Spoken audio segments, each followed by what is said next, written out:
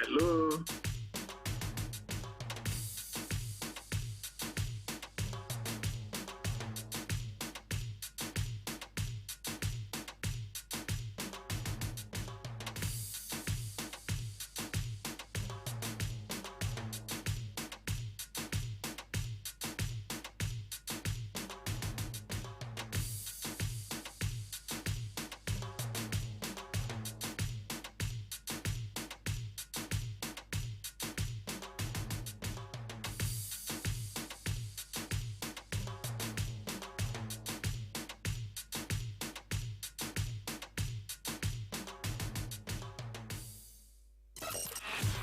In this edition of the Mike On Podcast. Will we ever get tired of talking about Nigeria and governance?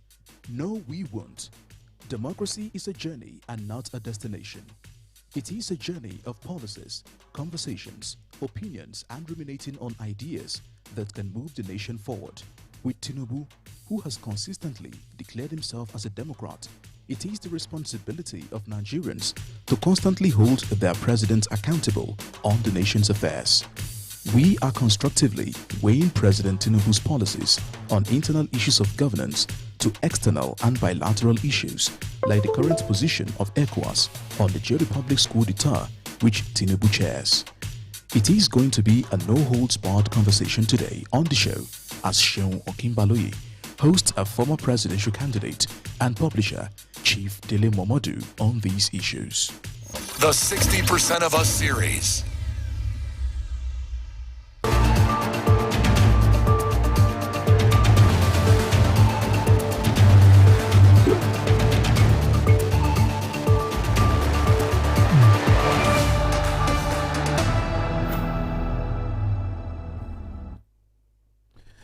Governance is never a one-man's job. The result of good governance are usually a product of concerted effort and the willingness of the political class to deliver value to the governed. Welcome to the Micon Podcast. I'm Seun Okinbaloye, and I will be piloting this show, which promises to be very engaging because of my guest tonight. This podcast focuses on issues affecting all Nigerians, but pay special and careful attention to how the issues raised affect young Nigerians wherever they are in the world. This is one way to make sure that the conversation never stops. After my every weekday show, Politics Today and Sunday Politics on Channels Television, this is one way to decisions and policies, while also weighing in on some of the issues that have trailed the 2023 elections.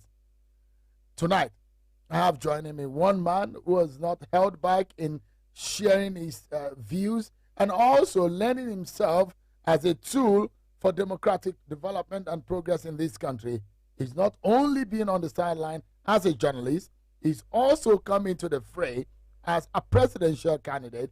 In fact, in the last election, he helped the PDP presidential candidate to direct the media, publicity, and the strategic and affairs of the PDP and Mr. Atiku Abubakar. Tonight, I'm being joined by Chief Dele Momodu, a very popular, I wouldn't call him Nigerian because he's also very popular in some other African countries and around the world. Chief Dele Momodu is a publisher, and he joins us on this podcast. Thank you so much, Chief Momodu, for joining us today.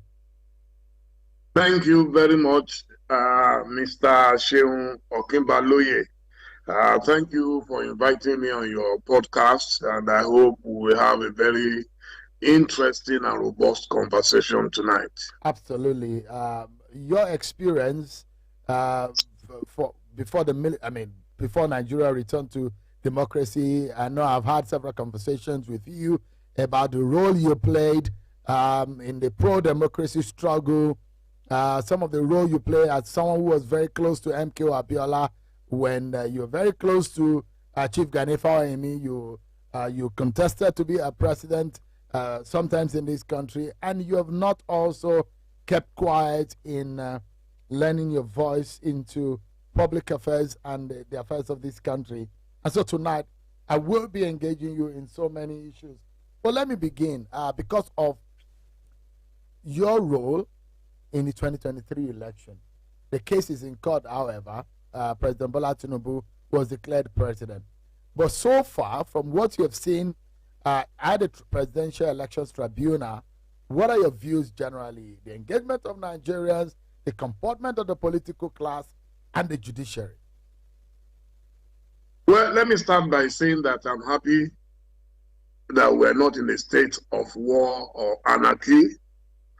I'm very happy that our leaders in opposition have comported themselves very well by making sure that they have obeyed the rule of law.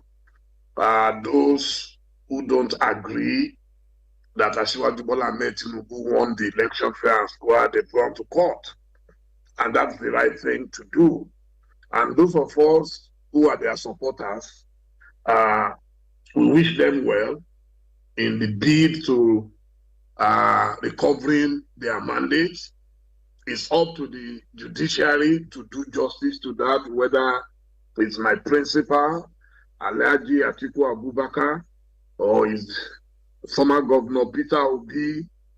So I'll be very, very willing to stay till the end of the cases, I'm sure, at the Supreme Court, and then we will know the way forward. But like I said, the most important thing is for politicians to conduct themselves properly and obey the rule of law. I know there's been a lot of monitoring, if that is perhaps a word to use, for those who are supporting either of the, any of the political parties in this.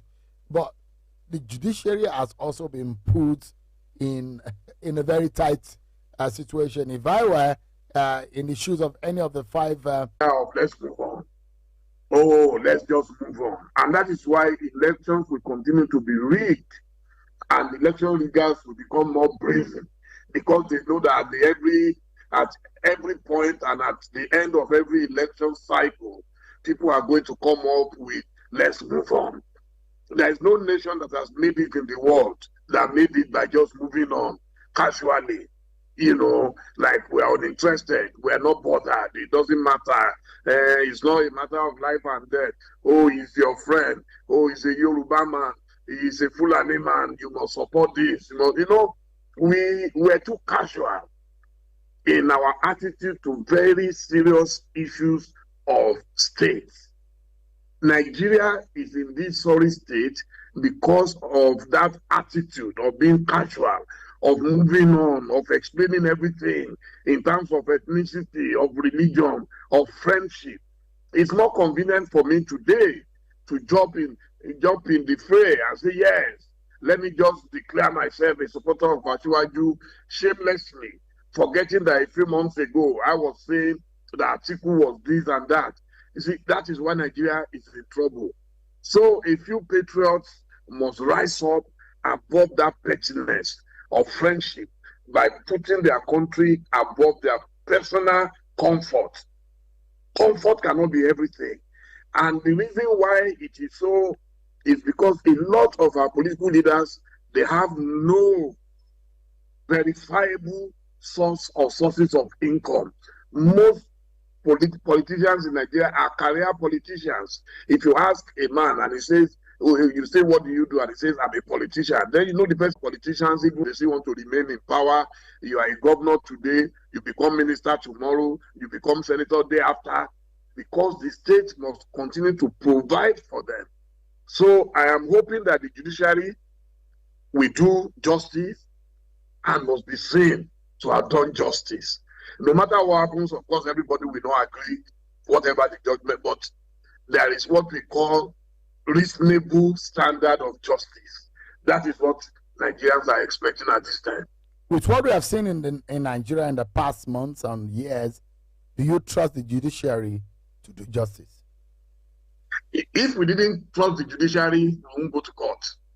We're in court because we expect the judiciary to do their best by making sure that justice is upheld in our country, Nigeria. If they fail, they will fail spectacularly. They will fail their family, they will fail themselves, they will fail their country, they will fail the continent of Africa, because it means that we will be back to the jungle. So the state of Nigeria today, everybody is talking about it.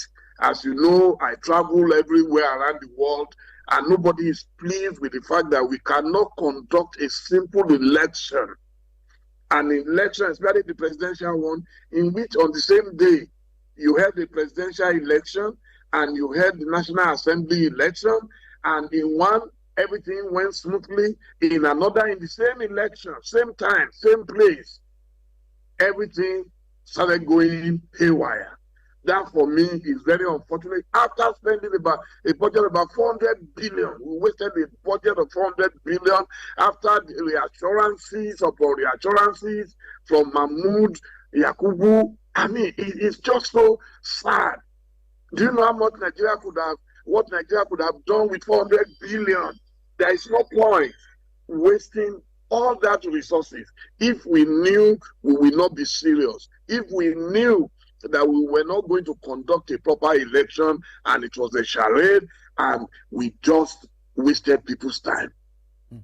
But there are those who will say, Chief Dele Momodu, I mean, I like to ask you, do you think that there is any sense of credibility or fairness in that election? No, I don't. For the presidential, it was a very hopeless case. You see, my knowledge of Nigerian history, I'm a good student of Nigerian history. My knowledge of Nigerian history is very simple. In 1979 and 1983, we held similar elections. Very, very similar. Jehovah Awolowo ran from the southwest. The Owele of Onitsha, Dr. Nnamdi Azikiwe ran from the south. The Malam Aminu Kano was a major force, just like Rabi Kwankwa. You cannot attempt to cross to the other side and win a few regions. So you must lock down 4 regions very, very well. But those regions must include your own region.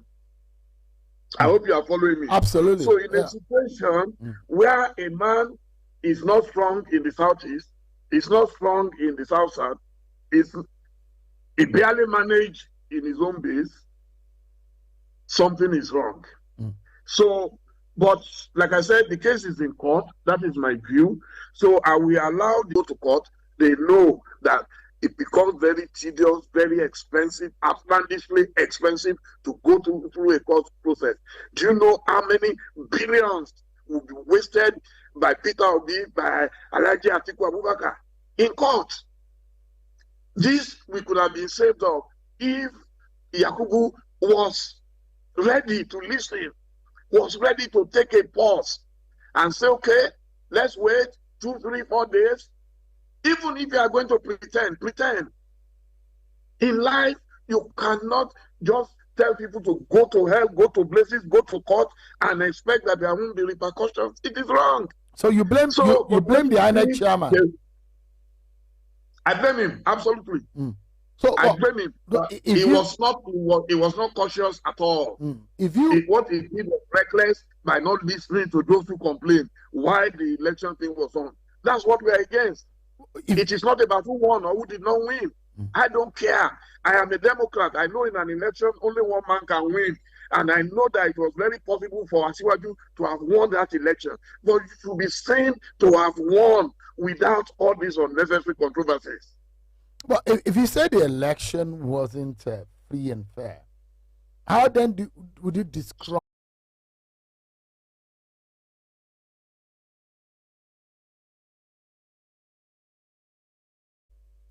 At the university, I read a book about the Artful Dodger. I can't remember the author now. So you can Google it later, the Artful Dodger. Anybody who wants to compromise an election will not be so stupid as to make it obvious that I have compromised the election. If you want to rig election, you will get expert riggers, you will get mathematicians, statisticians, you will get all kinds of people. You will even have psychologists who will give you the psychology of election, apart from the anatomy of it. And what the psychology of it is to give a semblance near perfect, percent perfect, below average. That is the problem. It has nothing to do with who won or who did not win. Nobody is my enemy. You know very well how close I am to Asiwaju. Despite the fact that we're not in the same political party, if he won, And even that election was just 52, 54, 55% accurate. Nobody will complain. But this one was a disgrace to Nigeria. International disgrace. Everywhere you go, people are talking about it. Even coup plotters in Nigeria, they are teasing us. They are taunting us. That you that know. The way as a Dele Momodu, would you think of being a president of Nigeria maybe in 2027? No. I remember telling Governor Aminu Waziri Tambuwa the other day, I said, Oga, I'm sorry, I can never contest again in Nigeria unless my party decides to adopt me. And that's the level of frustration in the land. It's virtually impossible. There are too many big forces at play. Those forces are not easy. Forces of money, forces of politics, forces of religion, forces of ethnicity, all kinds, even international people who are interested. You know, there are international parties. You have the British, the Americans, the Russians, the Chinese, the Indians.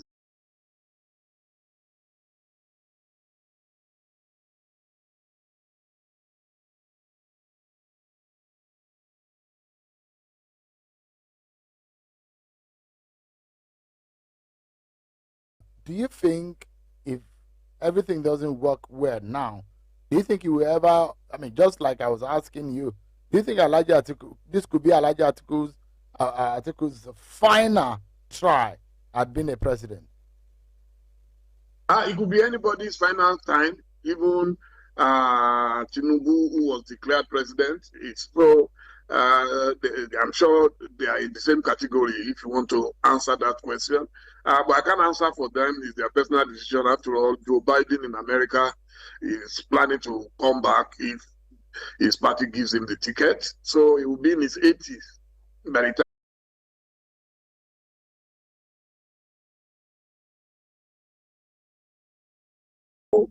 And verifiable means of income. It's one of the largest employers of labor in Nigeria, and people love and respect him for that. He's been able to build bridges across Nigeria. Don't forget that in 1990, as far as he moved on without causing any problem in the party. Any other person would have caused so much mayhem. He had the capacity. But this is a man who, right from the time he was a teenager, he's been a businessman. He was able to build a house for his mother after his father died, even before he was 18. That's him. And he has maintained that business acumen. God has blessed him so much. His children are very well educated, so they can survive without government. And go and see his fingers. Would you describe, or what would you say to those who believe that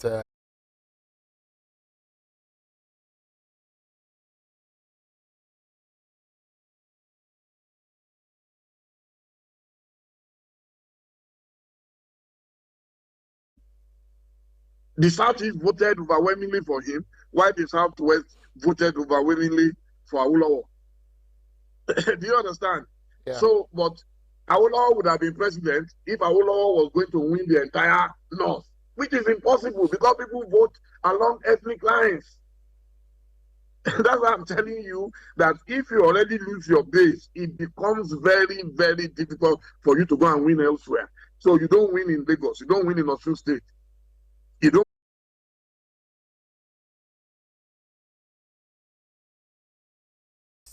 and there are confidence that he has gotten from some elites, the northern oligarch, and some who are referred to as the owners of Nigeria, that he should not worry, it was coming to him. Don't you think, I mean, do you think that, that could have an effect also in perhaps the confidence that he had, which was now being toppled by the outcome of the election? No.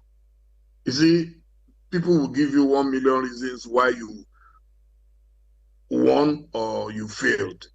I am telling you, a seasoned politician like Atiku never rested on his words. Atiku never believed in someone helping him behind the scene. What Atiku, 5% in FCT, INEC says they don't have enough spread in 2/3 of 36 states. Tinubu did not have FCT, like my principal Atiku. So that renders the whole thing inconclusive. And then the judgment should be clear on that. The other is to disqualify one of the candidates based on other. You understand what I'm saying? Absolutely. I don't want to be seen to be disparaging anyone. They are all my friends, all of them. Tinubu, Atiku, Peter Obi, Kwankwaso, they have been together forever. So I don't want to disparage anybody, but I'm giving you the legal basis upon which the judges will now have to react, give their judgment. 25%, Atiku did not have 25% in FCT. So there is a stalemate. Between those declared number one and number two, there is a stalemate, and only the law court can tackle that. The only person with 25%, and if Obi is able to prove that he won 25% in more states than both of them, then they will declare him winner.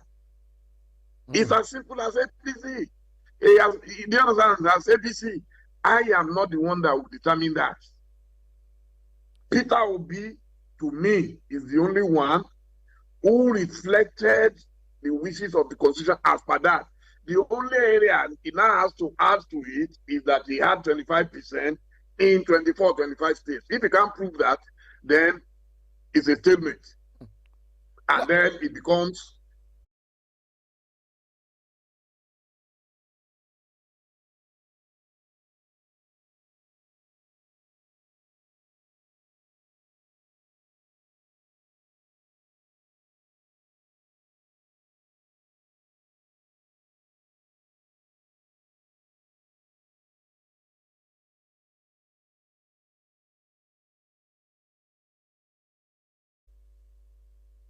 he has taken some steps that I liked. He has taken some steps that I believe he needs to be very cautious. So if I have an opportunity after the court cases to advise, I will write in Pendulum. One of the reasons I've not been writing Pendulum is that I don't want to prejudge anything. So when the court cases are done, I have my powerful back page of this day newspaper, and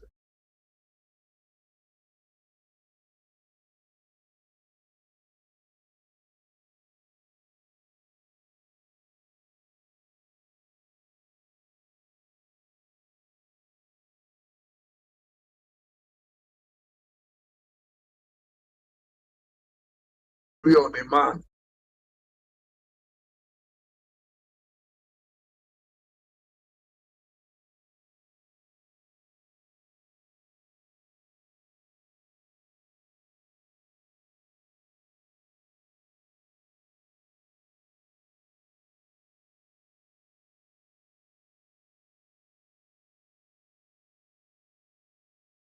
If you didn't have reliable sources to give you the information, you will not be able to speak authoritatively. For any leader to team, the team that I'm seeing now, I'm sorry, is even worse than Buhari's team. Really? I'm very El-Rufai. Is it not the same El-Rufai that is there now? That's the original. When he was original minister before, there were many moles in PDP, and many moles still remain in PDP. What the PDP is doing is to be very careful. Know that when a bull enters your China shop, you have to be very careful in knowing how to get the bull out of the China shop. People say, oh, why don't you expel this? Why don't you expel that? They are just being careful, not that they are stupid. They are being careful. They are hoping that there will be a change of mind. But some people can never change their mind for as long as money is flowing from one direction. And there are people funding insurrection in PDP. It's normal. And then there are people who are still hopeful. You know, the federal government distributes the biggest largesse in Nigeria. There will be ambassadors. There will be heads of parastatals. There will be all kinds of appointments. And politicians, ministers now who will be promising them, don't worry, just let me settle down in my ministry, I'll take. So they live on hope and crumbs and all that. So a lot of people who are in PDP today are one leg in PDP and one leg in APC or wherever they will find comfort tomorrow. Some of them are also pretending to be playing along because they are not sure, hey, what if we say Atiku will not come in and Atiku comes? Because Atiku has a very good chance of coming in from the court cases and what they can see. I can feel that mood in the party. A lot of people believe that Atiku stands a very good chance. So because of that, some of them who would have somersaulted into APC, they are keeping calm and waiting to distribute any amount to buy and curry favors and loyalty. Most people are not going to go away. People will start going when it gets to that stage, they realize that it's not possible for Wike to fund everybody. So right now, today, any meeting of PDP, you will find Wike's guys comfortably seated. So what are you going to do? You're not going to beat them up. They were friends once upon a time. These are adults. So sometimes me too, I feel like that. How can somebody be obviously in another party and you are still putting his name in a team that will go and work in Bayelsa, go and work in Kogi? My final question to you, Chief Dele Momodu, will be about the pains of Nigerians in the aftermath of the removal of subsidy on petrol and the policies of President Tinubu and the palliatives, the nationwide broadcast. Let me get your view. That decision, the reaction of the president, and the further policy decisions that have been made, how would you react to it? What's your assessment? What is your gauge? What is your opinion about how those things have happened between May 29, he made that statement, and now? You see, I already answered that question, and I would attempt to answer it again. That there are things you don't rush into, just like this Niger crisis. You need experts to sit down with you. You need to look at, for example, when we talk about subsidy in Nigeria, people get confused. Who were the beneficiaries?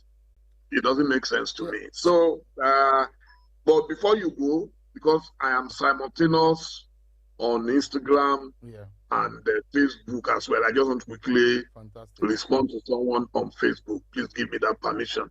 He said I was once Wike's boy. I was never Wike's boy. I was a consultant to Wike.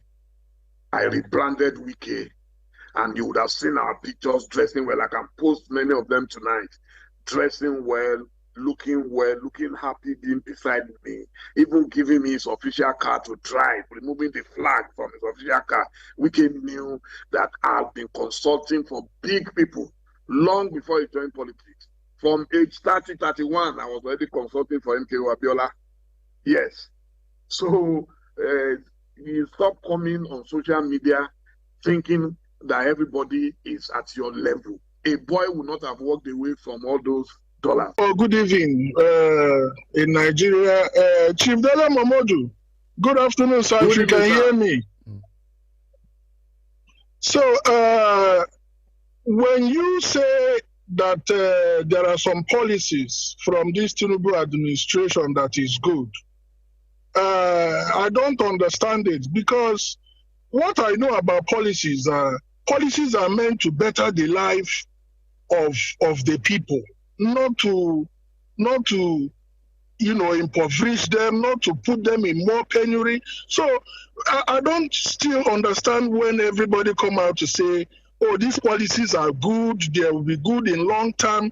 I don't see it as a sensible talk. What do you think about it, sir? Thank you. Okay, let me respond quickly. All right, great. I said investigation. No, you must have sufficient facts to someone up.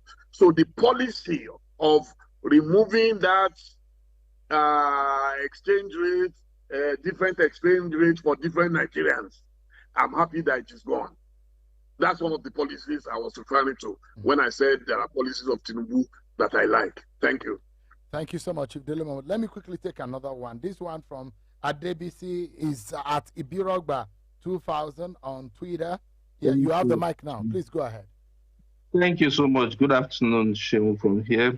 I've listened carefully to the submission from the very beginning, and you guys have tried to speak from your own different perspective. Anyway, I wanted to also let Chief understand that Mr. Atiku lost that election when Obi left. We have to just be factual about that. That it is the pure reality. However, Obi also went ahead to play religious politics. That reason he won Lagos because people were disgruntled because of the Muslim ticket, and somehow Christianity is headquarters in Lagos somehow and all of that. So and Obi had pandered to that logic from that perspective, not for any other reasons, not because of any performance or anything, but we all know of those facts. So, however, I wanted to also ask you, sir, that in all honesty, because if you had looked, I don't know, maybe you have gone through the petition that Atiku and Obi put forward. I'm just taking you back to all of this.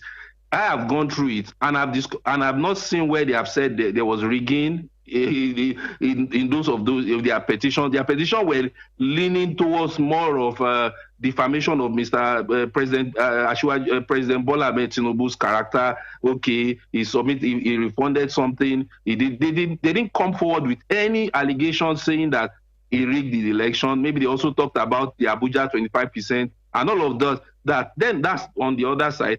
Then I also took some time to check out Atiku's petition. He was also trying to claw back some vote from Obi in the southeast because he felt that those are PDP stronghold. He should have gotten something out of those places. So I'm surprised that the kind of out to save them time, save them resources. And why are you looking for the word rigging when they said there were infractions? You did not transmit election results. You did not do this. That is enough to nullify the election. Coming to say you rigged me, you reduced 20 votes from Alimocho, you will need a tooth comb to search for those votes. The lawyers were smart at this time. Go and look at the caliber of lawyers in Nigeria today. I'm so proud of them. They knew all the tricks in the past. When you go, you bring forensic helper. For the next 6 months, you are searching word for word. Side at Folabi on Twitter. It's your turn, please. Quickly, please shoot.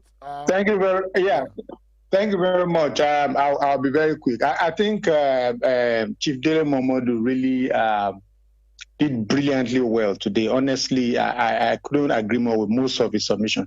And just to quickly say, it's not correct that the petitioners didn't talk about rigging. Let's not forget that there are 18,088 polling unit results, blood polling unit results that INEC could not provide their own top copies.